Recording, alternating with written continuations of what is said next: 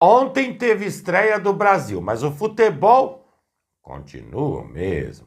Jorginho, enfim, desembarcou no Rio.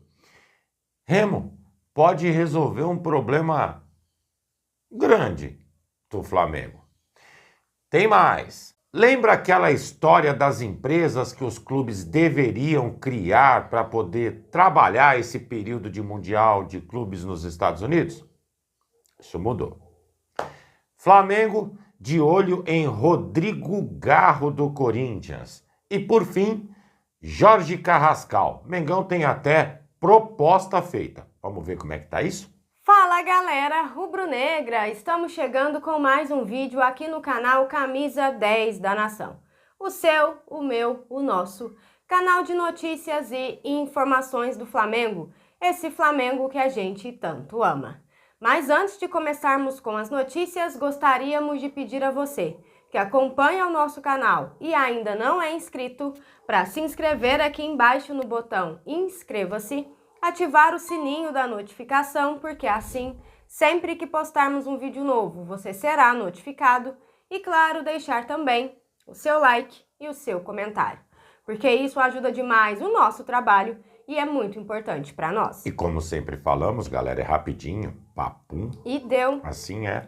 Bom, bora começar então com as notícias. Vamos! Vocês devem se recordar que há algum tempo atrás a gente começou a mencionar que o Flamengo iria criar uma empresa somente para esse período de Mundial. Qual que era o objetivo? Diminuir a carga tributária, pagar menos impostos. Mas, no frigir dos ovos, se descobriu o seguinte, que iria sair elas por elas ou até mesmo maior a taxação imposta aos clubes, o que inviabilizou. Internamente no Flamengo já havia sido até feita a votação e todos favoráveis a essa medida, mas com a descoberta da igualdade em termos de custos ou em termos de tributos, acabou se optando por encarar da maneira tradicional, vai Clube de Regatas Flamengo e assim também os outros clubes brasileiros que participarão.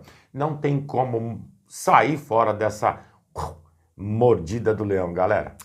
Ai, ai, ai, ai, ai. É. Bom, galera, e seguindo com as notícias, ele chegou, amigos. Jorginho desembarcou no Rio de Janeiro hoje por volta das 5h20 da manhã para assinar com o Flamengo. O jogador agora vai passar por exames, assinar o contrato e, claro, conhecer também as instalações do CT. A tendência é que o Flamengo apresente o Jorginho o quanto antes. Ele chega para reforçar o Flamengo principalmente no Mundial de Clubes. E com isso, todo esse processo aí para regularizar o atleta precisa ser feito rápido. O número da camisa de Jorginho também já foi definido pelo jogador e pelo Mengão. O volante vai usar o manto de número 21.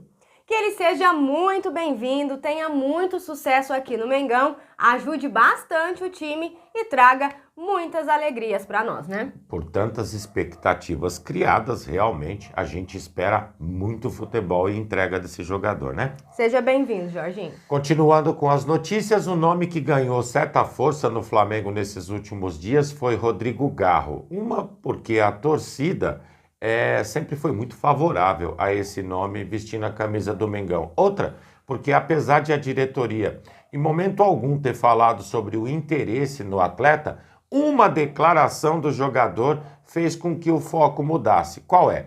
Após o jogo contra o Vitória, o jogador disse que não sabe se continuará no Corinthians. Tudo isso levado aos problemas financeiros que o clube paulista atravessa com atrasos de salário, de impostos ou dos benefícios dos jogadores. Com essas, o Flamengo vê com bons olhos uma possibilidade de investida no atleta. Não digo que seria para agora, mas a médio e longo prazo, até porque a janela principal vai se abrir logo também, né?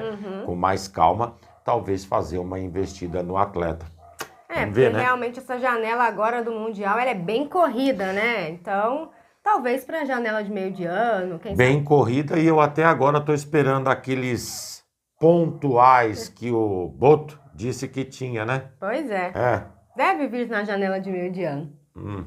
Tá certo. Bom, galera, seguindo com as notícias, ainda ontem nós trouxemos aqui a notícia de que o Vitória queria antecipar o fim do contrato de Carlinhos, emprestado pelo Flamengo até o fim do ano.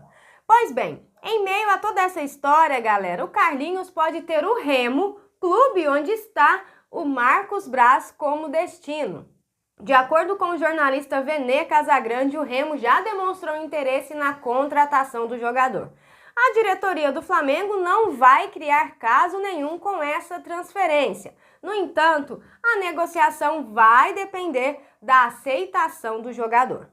Com o Braz agora lá no time da Série B, pode ser aí um trunfo, né, para essa negociação. Vamos ver como vai ficar a história do Carlinhos.